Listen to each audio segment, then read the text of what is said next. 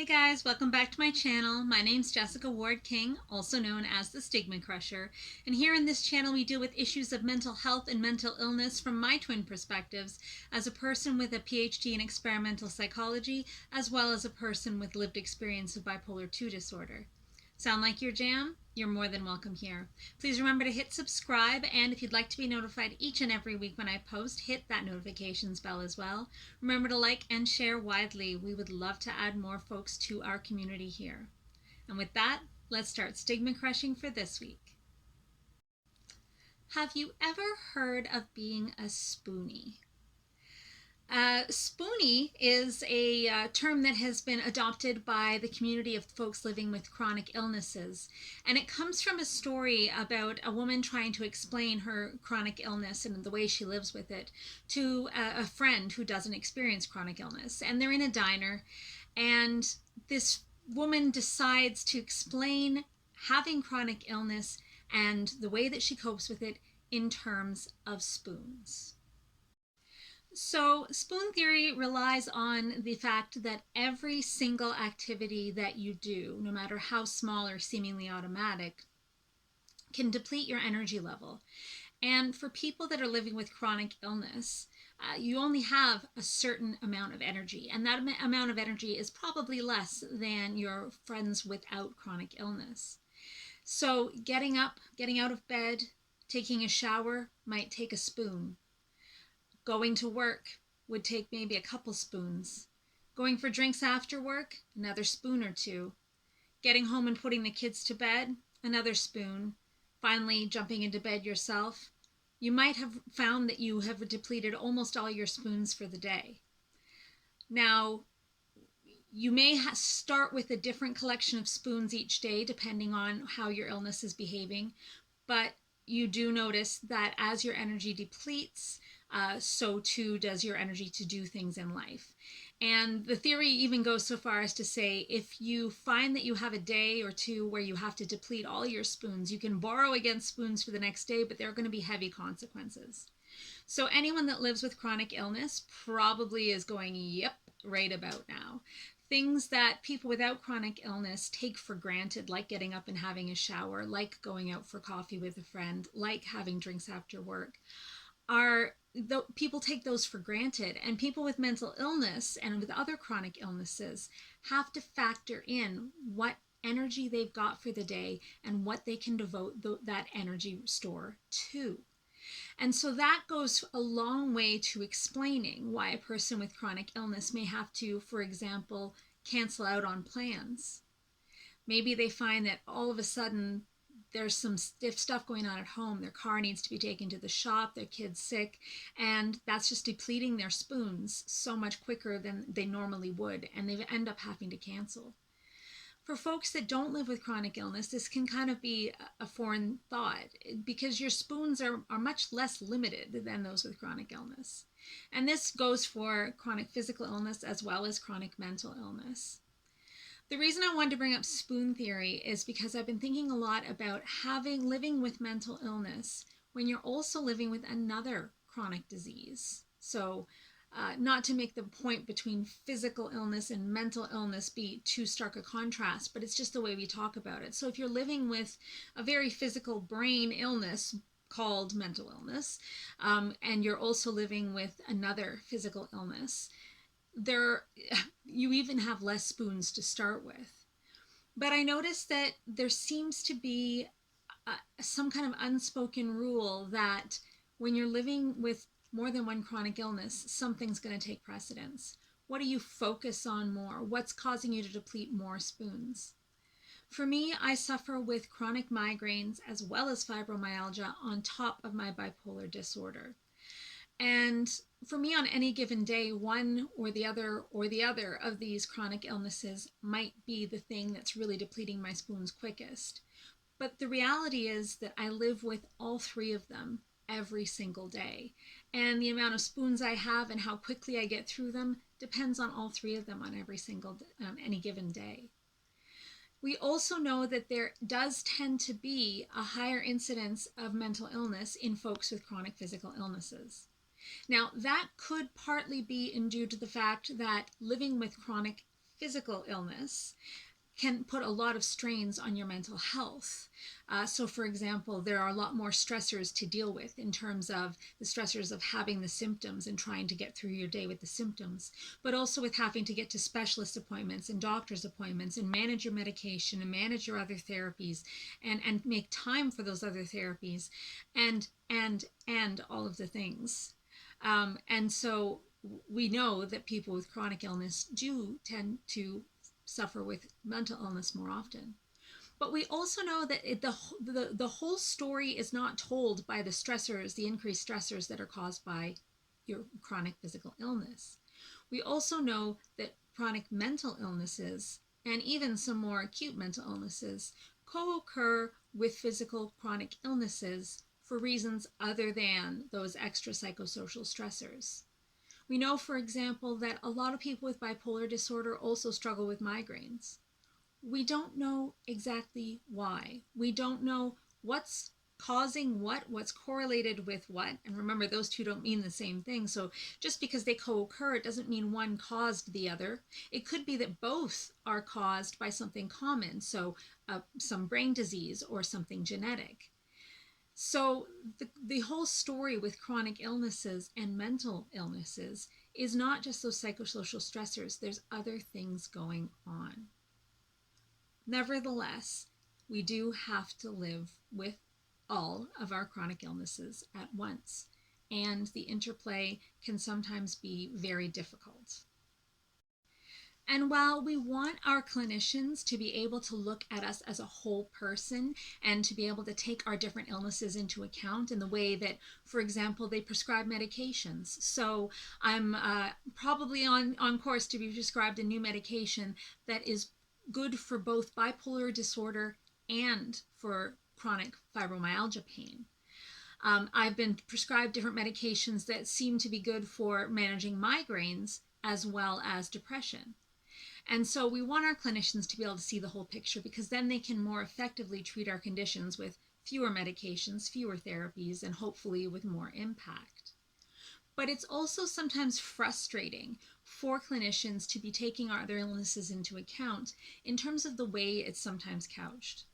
So I have seen migraine specialists who have chalked my migraines completely up to my mental illness. If you get rid of the mental illness, you'll get rid of the migraines. Go see a psychiatrist. I can't help you here.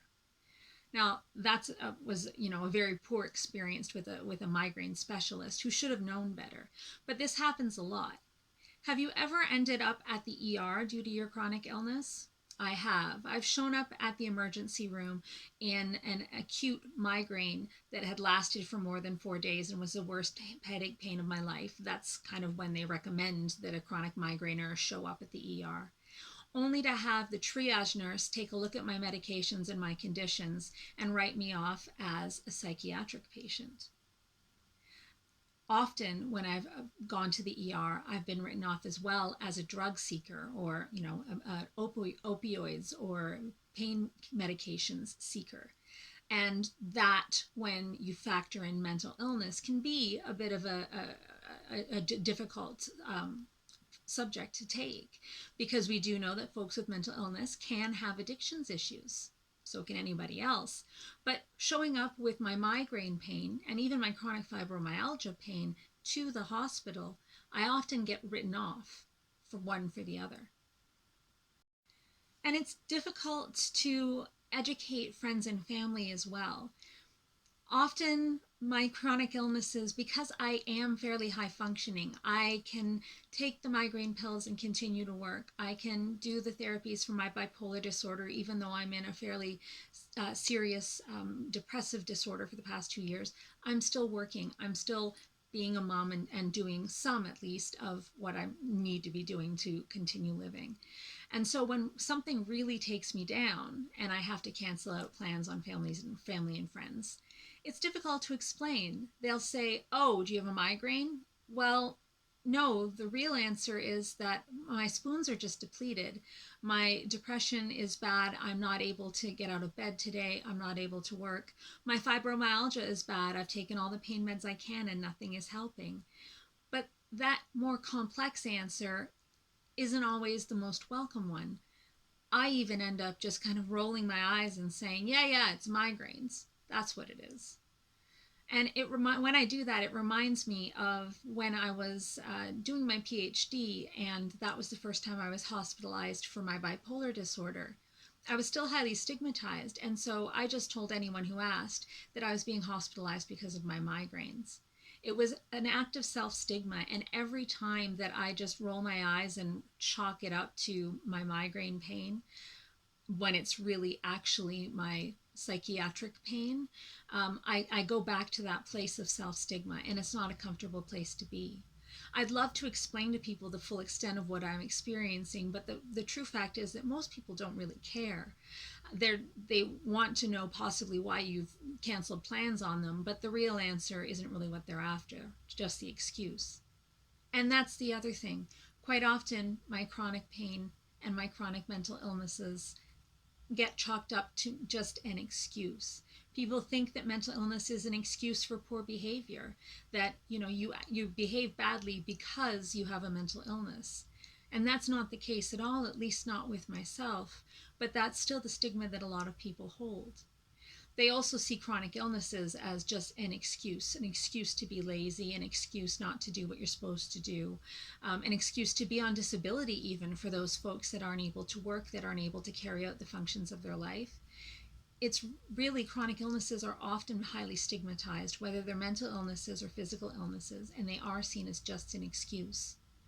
But think about it.